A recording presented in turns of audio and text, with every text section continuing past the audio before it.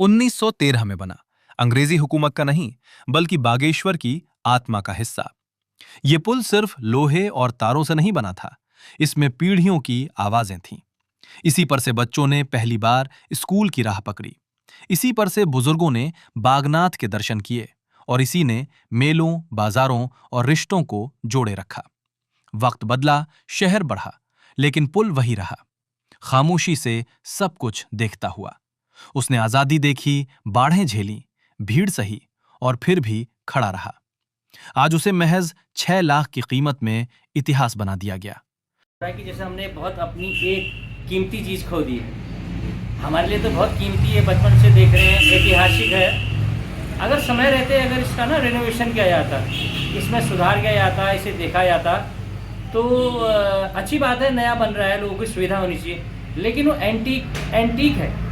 अगर ये इसको सुधार करके समय रहते करते तो आज हो सकता है लोगों को टिकट पे शुल्क पे उस पर आवाजाही उनको आते पर्यटक को दिखाते कि ये 1913 का पुल है। ये अच्छा नया बनना ठीक है, लेकिन पुरानी धरोहर वो समाप्त हो जाएगी। जो होता है खो रहा है, अपनी धरोहर खो रहा है, बहुत पुरानी धरोहर है। एक ये चीज़ें कुछ होती हैं जो एंटीक होती हैं, इनका थोड़ा रखरखाव होना चाहिए। एक जर्जर ढांचा था, मगर लोगों के दिलों में ये स्मृतियों का पुल था। नया पुल बनेगा, चौड़ा और मजबूत, लेकिन क्या वो उन यादों को जोड़ पाएगा? कभी कभी विकास के नाम पर हम रास्ते नहीं, अपनी पहचान खो देते हैं। बागेश्वर आज एक पुल नहीं, अपना अतीत विदा कर रहा है। मैंने सुना कि इसके पूरे डिजाइन को ही बदला जा रहा है। अब यहाँ एक प्रश्न जो आपने सवाल पूछा है, वहीं से एक नया प्रश्न निकलता है कि एक पुल जो 1910 या 11 में बना था और अभी भी वो खराब नहीं था। वो तो गुजरात में कोई पुल टूटा तो उसके बाद पूरे देश में एक सूचनाएं गई कि अपने पुलों की सूचना दीजिए। तो यहाँ की जिलाधिकारी ने जल्दीबाजी में, जबकि पुल बहुत अच्छी कंडीशन में था, लोग आ रहे थे जा रहे थे, तो उसमें यातायात बंद कर दिया। उसके बाद नगर ने जब कहा कि साहब इस पुल को खोलिए खोलिए खोलिए, तब आप सुनने में आ रहा है कि साहब आप उस डिजाइन को ही ध्वस्त कर रहे हैं जो डिजाइन 1907-8 से लेकर 1907-8 से लेकर अब तक सकुशल था, और अभी भी उसमें कुछ नहीं हुआ था। अगर आप उसका सिर्फ जो स्टील पोर्शन है, जो गार्डर फार्डर ये थोड़े होते हैं, या प्लेट जो है वो चेंज कर देते सस्ते में, तो ये पुल अभी कम से कम 100 साल और चलता।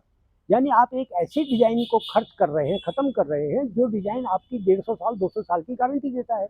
अगर आप देखेंगे तो इसी पुल के बगल में एक बड़ा मोटर पुल है। उस पुल को अभी 60 साल नहीं हुए हैं, लेकिन वो पुल बदलने की मांग करने लगा कि साहब मुझे बदल दीजिए, मैं कभी भी आपको धोखा दे सकता हूँ। और वो टल्लियां लगाकर खड़ा रखा गया उस पुल को, ठीक। और उसके बगल में एक पुल है जो कहता है कि साहब मैं 120-25 साल पूरा कर चुका हूँ, मैं अभी आपको 100 साल की और मदद करूंगा, आपको सेवा दूंगा, बस आप थोड़ा सा इसके स्टील बदल दीजिए, थोड़ा सा टिन बदल दीजिए, पैदल आने जाने का जो है वो पट्टे फट्टे जो है वो बदल दीजिए। इतना ही तो मांग कर रहा था। अब यहाँ सरकार से एक सवाल कि आप कहते हैं हम पूरा पुल ध्वस्त करेंगे, तो हम सवाल सरकार से पूछते हैं कि आपकी जो पॉलिटेक्निक हैं, आपके जो इंजीनियरिंग कॉलेज हैं, क्या वो इतने दीनहीन हैं कि एक 150 साल 200 साल चल सकने वाले डिजाइन को ध्वस्त कर रहे हैं? उनके पास इस डिजाइन को नए सिरे से बनाने का तमीज नहीं है। यदि सरकार के पास उसी डिजाइन को नए सिरे से बनाने का तमीज नहीं है, तो इस सरकार को भी सरकार कहलाने का तमीज नहीं होना चाहिए। अगर 150 साल एक डिजाइन आपको सेवा दे रहा है और 100 साल और दे सकता है, उस डिजाइन को आप ध्वस्त क्यों कर रहे हैं? और जहाँ तक आपने कहा कि हमने उस पुल को जिया है, निश्चित रूप से बागेश्वर ने उस पुल को जिया है। वही तो पुल था जिसने कुली बेगार आंदोलन देखा है। वही तो पुल था जिसने यहाँ पर भारत का और हिमालय का जो व्यापार था, जिसको भारत तिब्बत एक व्यापार कहते थे, उस व्यापार का एक बड़ा पड़ाव जो बागेश्वर में होता था, उसी पुल ने तो देखा है। उस पुल ने इतिहास देखा है, उस पुल ने इतिहास लिखा था। इसलिए वो तो यहाँ रचा बसा है, यहाँ की रगों में, यहाँ के लहू में, यहाँ की दुनिया में, यहाँ के समाज में, यहाँ की संस्कृति में, यहाँ के इतिहास में, यहाँ के आज और कल में रचा बसा है। आप उसको ध्वस्त सिर्फ इसलिए अगर कर रहे हैं कि वो डिजाइन बनाने का तमीज आपके पास नहीं है, तो हम आपको एक बदतमीज सरकार कहेंगे। और